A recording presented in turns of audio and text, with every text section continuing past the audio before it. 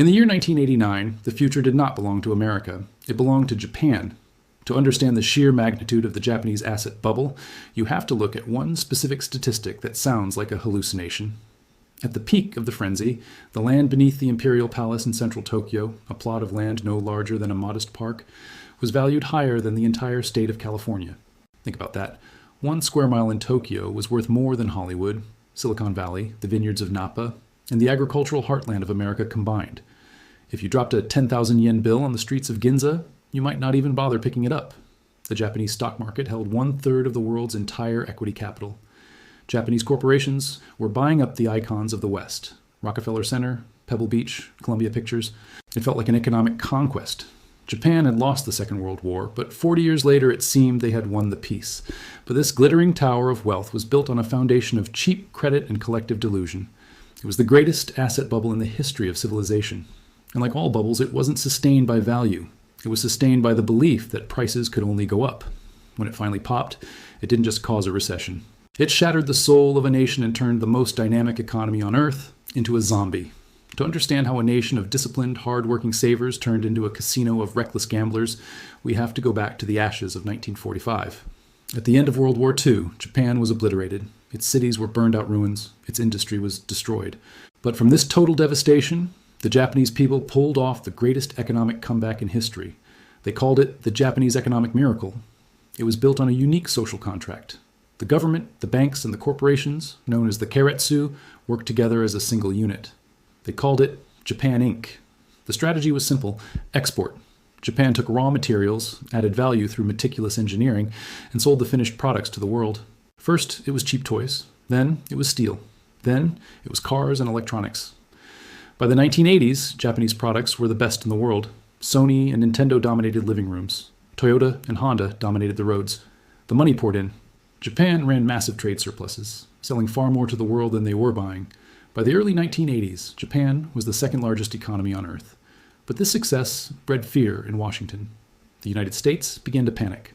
American factories were closing, and the Rust Belt was hollowing out. American workers were smashing Japanese cars in the streets with sledgehammers in protest. The narrative in the US was that Japan wasn't playing fair because they were keeping their currency, the yen, artificially weak to boost exports. This geopolitical pressure led to the single most important event in the history of the bubble, the Plaza Accord. In September 1985, the finance ministers of the world's 5 biggest economies met at the Plaza Hotel in New York. The Americans bullied the Japanese into a deal. They agreed to intervene in the currency markets to depreciate the US dollar and appreciate the Japanese yen. It worked too well. Almost overnight, the value of the yen skyrocketed. In 1985, $1 bought 240 yen. By 1986, $1 bought only 150 yen. For the Japanese economy, which was built entirely on exports, this was a catastrophe. Suddenly, Japanese goods were twice as expensive for Americans to buy. Economists call this endaka, the high yen recession. Sony factories threatened to close. Toyota profits plunged. The engine of the economic miracle began to stall. The Japanese government panicked. They needed to save their export industries, and they needed to stimulate the domestic economy to make up for the loss of foreign sales. So, the Bank of Japan decided to open the floodgates. They slashed interest rates. They took the official discount rate from 5% down to 2.5%, a historic low. They wanted to make money cheap so businesses would borrow and invest. But they didn't just lower rates. They used a mechanism called window guidance. The Bank of Japan would literally tell the commercial banks how much money they had to lend. The central bank was essentially ordering the commercial banks to shove money out the door. Bankers were under intense pressure to meet these lending quotas. They couldn't find enough legitimate businesses to lend to. The factories didn't need that much cash. So, the bankers started looking for other places to put the money. They looked at the real estate market. In Japan, there is a cultural belief, deeply ingrained, that land prices never go down. It is known as the land myth. With interest rates so low, bankers started calling people who didn't even need loans. There are stories of bank managers showing up at the offices of small business owners with suitcases full of cash, begging them to take a loan to buy land. They told them, "Don't worry about the repayment plan, just buy the land. The price will go up, and you can pay us back with the profit." It was the beginning of a mania. The cheap money flooded into the Tokyo stock market and the real estate market simultaneously. Stocks went up, so companies had more collateral to borrow more money to buy more land. Land prices went up, so companies had more collateral to buy more stocks. It was a feedback loop of pure financial energy. By 1987, the recession was forgotten. The economy was booming. But it wasn't a healthy boom based on making better cars. It was a boom based on asset inflation. The real economy of factories and workers was being replaced by a financial economy of speculation and debt. Ordinary Japanese citizens, known for their frugality, started to change. The salaryman, the dutiful corporate warrior in the gray suit, looked at his savings account earning 2% and looked at the stock market earning 40%. And he made a choice. He withdrew his savings, he bought stocks, he bought golf club memberships as investments. The culture of thrift died. The culture of excess was born. Young people stopped saving for the future because the future looked golden. They went to discos in Roppongi, waving those 1,000 yen bills for taxis. They drank gold flake sake. Japan felt invincible. They looked at the struggling United States and felt a sense of superiority. They believed they had unlocked a superior form of capitalism. But deep inside the system, a cancer was growing. The banks were lending money to anyone with a pulse and a land deed. They were lending 100% of the value of the land, sometimes 120%. They were assuming that the price of land would rise forever. By 1988, the bubble was no longer just about economics. It was about madness. The price of a simple apartment in Tokyo cost 20 times the average annual salary. The generational contract was breaking. A young family could never hope to own a home unless they inherited it. And yet, the music kept playing. The Bank of Japan kept the interest rates low. The politicians kept cutting ribbons on massive, useless construction projects. Nobody wanted to be the one to turn off the lights. They were riding a tiger, and they were terrified to jump off. The stage was set for the most dramatic reversal of fortune in modern history. The money tap was wide open, the bucket was overflowing, and the floor was getting slippery. The year 1989 was not just a year, it was a fever dream. It was the moment when the laws of financial gravity seemed to be suspended by a force field of pure yen.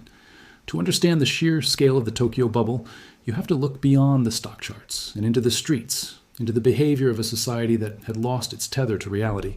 The excess became a kind of performance art. In the exclusive clubs of Ginza, business meetings were held over cups of coffee sprinkled with gold dust. Department stores sold sets of gold-plated golf clubs for $500,000, and they sold out immediately. Commuters would wave 10,000 yen notes worth $100 at taxi drivers just to get them to stop because there were too many rich people and not enough cabs. But the real madness wasn't in the consumer spending. It was in the corporate boardrooms. Japanese corporations, the engines of the post-war miracle, stopped doing what they were good at. They stopped focusing on making better cars and radios. Instead, they discovered a new, easier way to make money.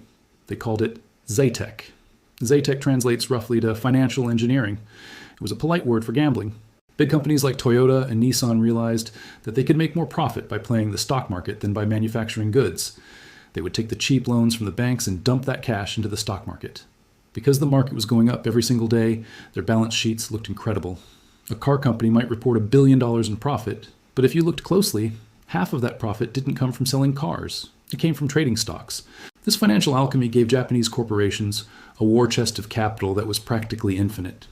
And they decided to go shopping. But they didn't just shop in Tokyo, they went to America. To the American public in the late 1980s, this felt like an invasion. It wasn't a military conquest, it was a foreclosure. Japanese investors, armed with their bubbly yen, swept across the United States, buying up trophies.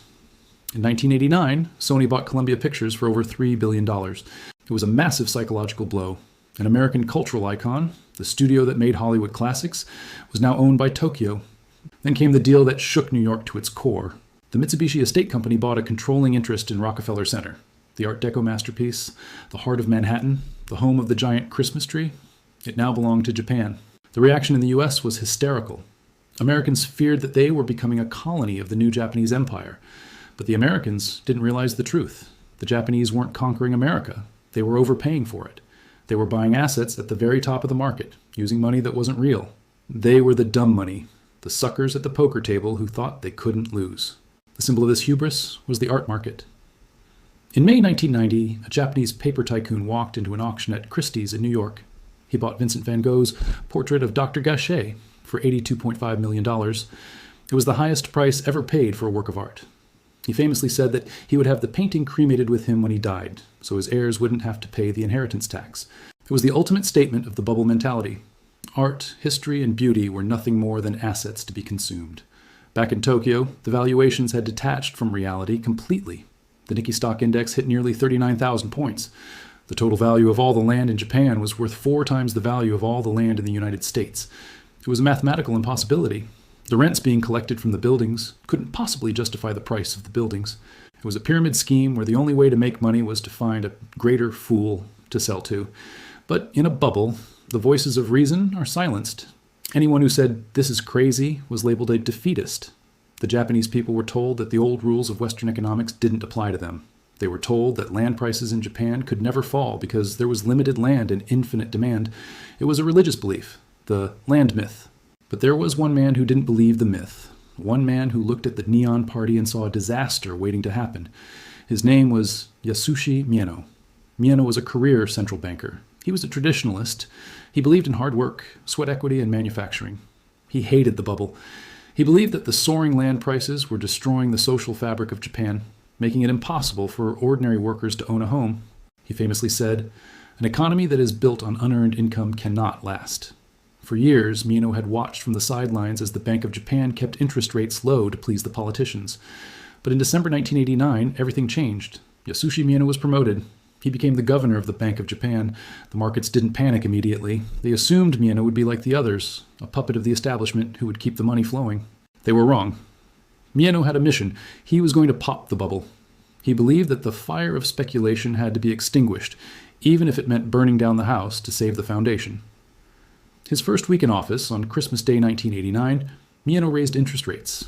The establishment was shocked. They told him the economy was booming and that he was ruining the party. Mieno ignored them. He raised rates again and again.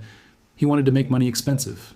He wanted to force the companies to stop playing Zaytech and start making products again. He issued a new directive to the banks called total quantity regulation. He effectively ordered the commercial banks to stop lending money for real estate. He turned off the tap. The effect was not immediate, like a balloon popping. It was more like an engine seizing up because the oil had been drained. On the first trading day of the new decade, January 1990, the Tokyo stock market opened, and it slipped. Traders looked at the screens in confusion. Stocks were supposed to go up. That was the rule, but the cheap money that had fueled the buying was gone. The companies that had borrowed billions to buy stocks suddenly realized they had to pay higher interest rates on their loans. They needed cash, so they started to sell. Selling begets selling. The slide turned into a tumble. But the real horror wasn't in the stock market, it was in the land. Real estate is not like stocks. You can sell a stock in a second. You cannot sell a skyscraper in a second, especially when no one can get a loan to buy it. The real estate market didn't crash instantly. It froze. Transactions stopped. Developers who had borrowed billions to build golf courses and office towers suddenly found themselves with zero revenue and massive interest payments. The land myth was about to be exposed as a lie, and the banks, who had lent trillions of yen using that land as collateral, were about to realize that they weren't holding assets. They were holding toxic waste. The avalanche had started. The $29 trillion hangover was beginning, and Japan was about to wake up with a headache that would last for 30 years. By 1991, the party was officially over, but the Japanese people hadn't yet realized that the venue was burning down. They thought they were experiencing a correction, a temporary dip in the charts before the inevitable march to global dominance resumed. They were wrong. They were entering a slow-motion economic apocalypse that would peel away the layers of their society, one by one. The first casualty was the stock market, but the second, and far more dangerous casualty, was the real estate market. In the early 90s, the land myth, the religious belief that property prices in Japan could only go up, shattered. It didn't happen with a bang, but with a terrifying silence. The market simply evaporated. Sellers refused to lower their prices because admitting that their land was worth less would mean admitting they were bankrupt. Buyers, sensing that the bottom had fallen out, refused to buy. The liquidity dried up. Construction cranes that had dotted the skyline of Tokyo like a steel forest stopped moving. Half-finished skyscrapers stood as gray skeletons against the sky. Golf courses that had been carved out of mountainsides were abandoned to the weeds. For the banks, this was a nightmare scenario. They had lent trillions of yen backed by this land. If a developer had borrowed 100 million yen to buy a plot of land, and that land was now worth 50 million yen, the bank was sitting on a massive hole in its balance sheet. But instead of admitting the truth, the Japanese banking sector engaged in one of the largest cover-ups in financial history. It was a conspiracy of silence orchestrated by the Ministry of Finance. The bureaucrats in Tokyo believed that if they just waited long enough, the prices would recover. They thought the bubble would reinflate. So they encouraged the banks to hide the bad loans. They allowed banks to move their toxic assets off the books into shell companies, a practice known as tobashi. Basically, a bank would take a bad loan and sell it to a dummy corporation at full price just before the financial reporting deadline. This made the bank's books look clean. Then, after the deadline, they would buy it back. It was a shell game played with the savings of the Japanese people. This created the phenomenon of zombie companies. There were thousands of construction firms, real estate developers, and retailers that were technically bankrupt. They couldn't pay the principal on their loans. They could barely pay the interest. In a healthy capitalist system, these companies would have gone out of business. Their assets would have been sold to stronger companies, and the economy would have healed. But in Japan, the banks kept them alive on life support. They lent them more money just so they could pay the interest on the old money. They did this because if the company went bankrupt, the bank would have to officially declare the loan as a loss, which might bankrupt the bank itself. So, the entire economy became a graveyard of the living dead. Inefficient, money-losing companies continued to operate, sucking up capital and labor, dragging down the healthy companies. Productivity collapsed. Innovation stalled. Japan, the country that had invented the future in the 1980s, was now trapped in the past, spending all its energy trying to pretend that the 1980s hadn't ended. The rot couldn't be hidden forever. By the mid-1990s, the pressure began to burst the pipes. The first explosion came from the Jusen. These were specialized housing loan companies that had lent aggressively to people with bad credit during the bubble. They were the subprime lenders of Japan. By 1995, almost all of them were insolvent. The government tried to bail them out using 685 billion yen of taxpayer money. The public was furious. For the first time, the Japanese people, who had always trusted their government implicitly, turned against the bureaucrats. They saw their tax yen being used to rescue the corrupt gamblers who had caused the mess, while ordinary families were losing their homes. Protesters surrounded the Japanese parliament, the Diet. They shouted, "No tax money for the banks." It was a breakdown of the social harmony that had held Japan together since the war. Then came the year that changed everything, 1997. If 1990 was the year the bubble popped, 1997 was the year the illusion of safety died. In November 1997, Hokkaido Takushoku Bank, one of the prestigious city banks, went bankrupt. In Japan, the city banks were considered invincible. They were the pillars of the state. The idea that one could fail was as unthinkable as Mount Fuji crumbling. But it failed. It ran out of cash.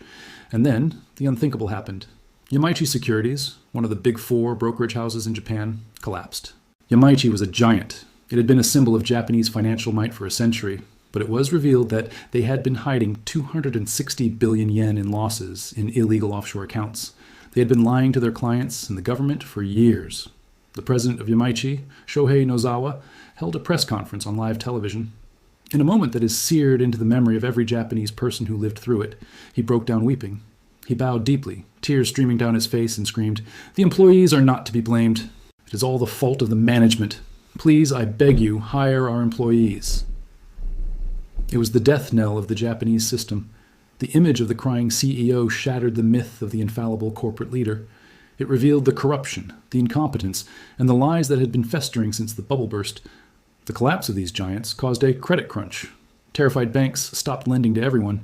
Even healthy, profitable small businesses couldn't get loans to buy inventory or pay wages. The banks were hoarding cash to save themselves.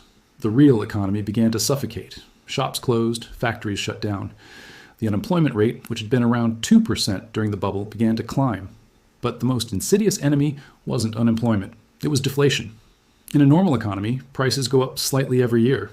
This encourages people to buy now because things will be more expensive later. But in Japan, prices started to fall. At first, this seemed great for consumers. Clothes were cheaper, food was cheaper. The 1 yen shop became the symbol of the new era. But deflation is a trap. When prices fall, companies make less profit. When they make less profit, they cut wages. When wages are cut, people spend less money. When people spend less money, prices fall even further. It is a death spiral. Worse, deflation makes debt harder to pay. If you borrowed 30 million yen to buy a condo in 1989, that debt stays at 30 million yen. But if your wages go down every year and the value of your condo goes down every year, that debt becomes a heavier and heavier burden.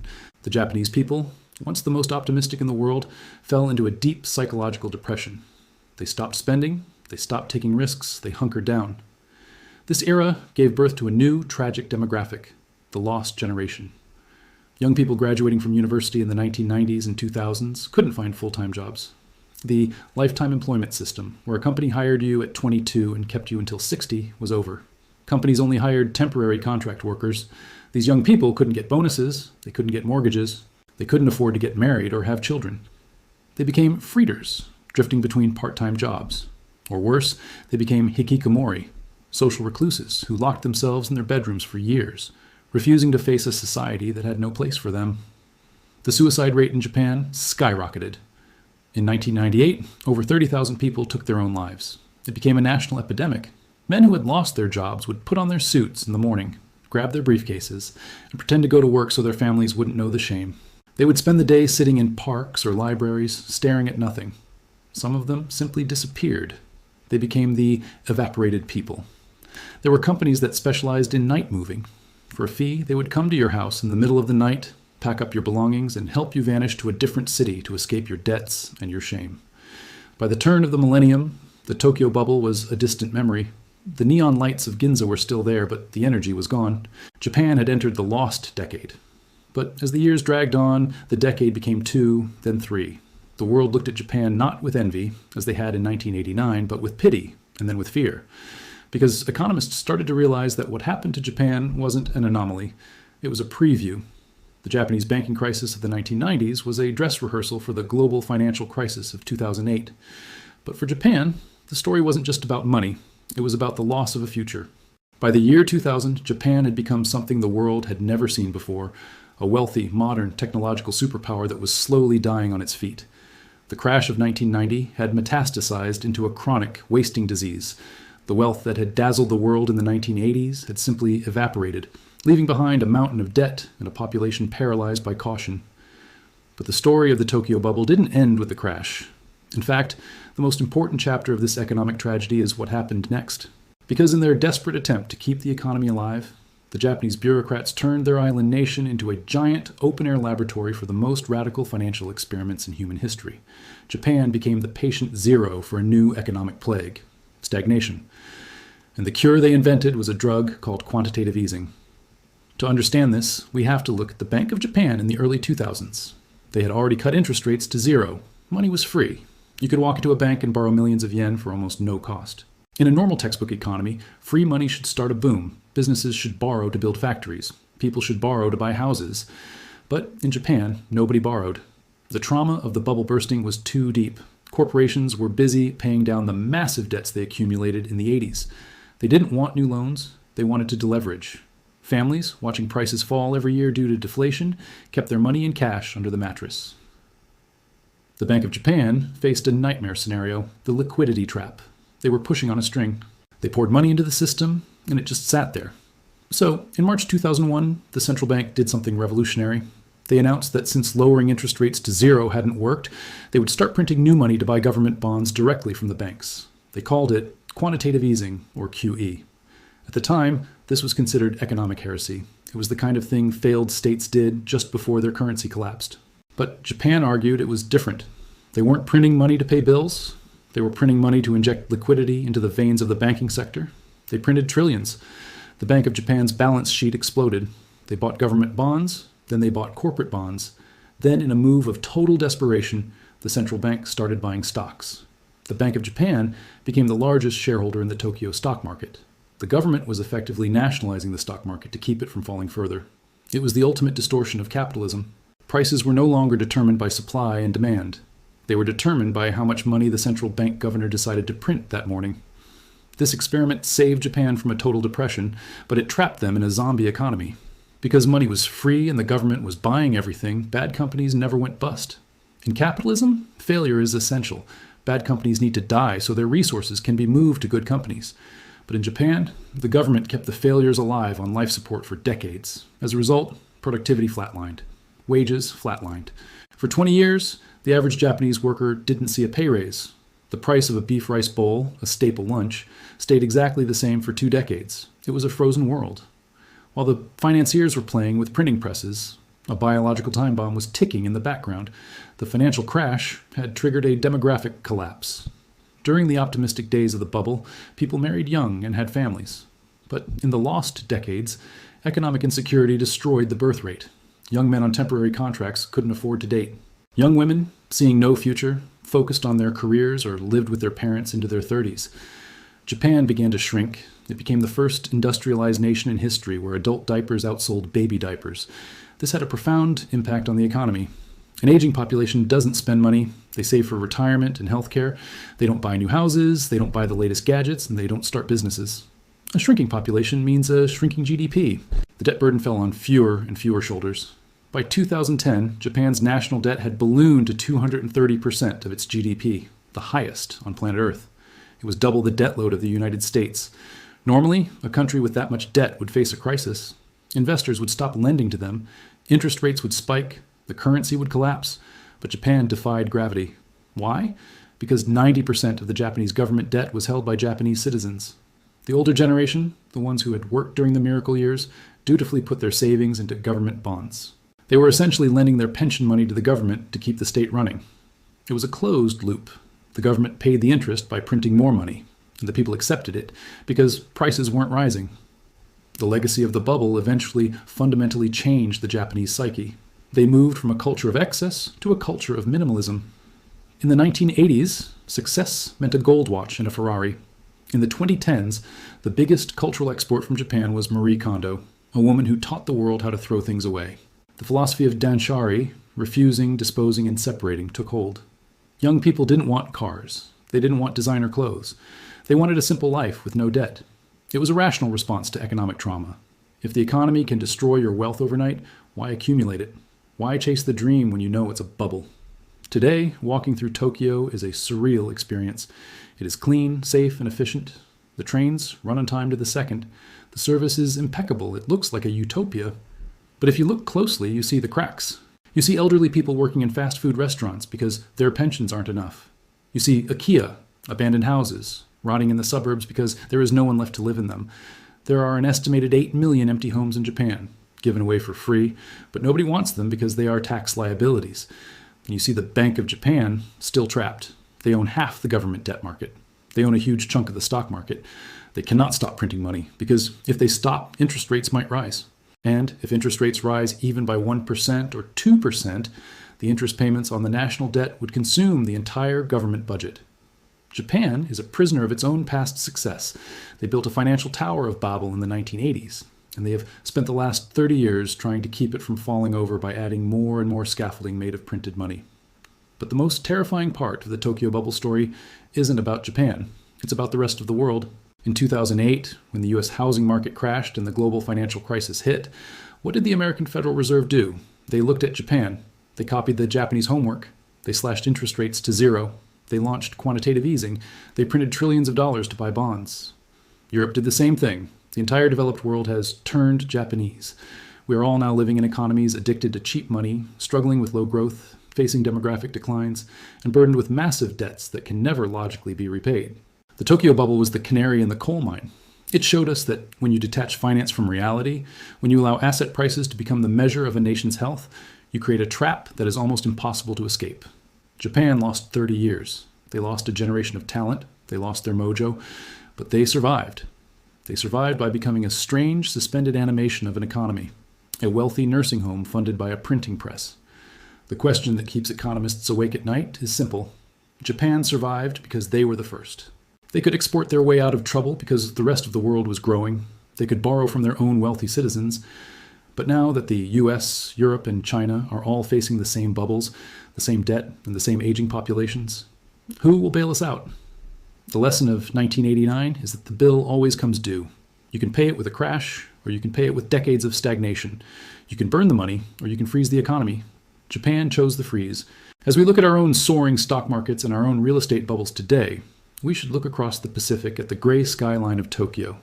It stands as a silent monument to the greatest party in history, and the endless, quiet morning after that followed. The bubble didn't just break the bank, it broke the future, and we are all living in its shadow. I'm John, and this is the Cinematic History Tales channel. Subscribe now to stay ahead of the curve, because when the history books are written, you'll want to be among the few who saw it coming.